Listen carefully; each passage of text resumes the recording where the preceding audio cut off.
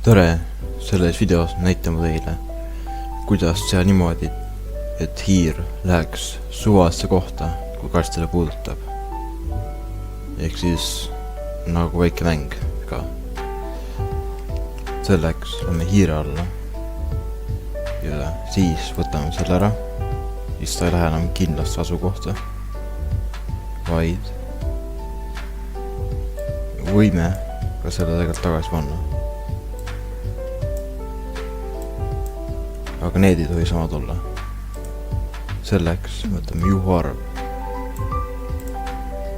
Teeme -200 kuni 200-ni. Nüüd kui arvuti hiirel vajutada paremat nuppu, siis saab paljundada ja selle sama siia ka panna. Ja nüüd võtame ka selle korda lõputult ja proovime. Nüüd läks ta hoopis siia voodi kõrvale. Nüüd akna juurde. Ja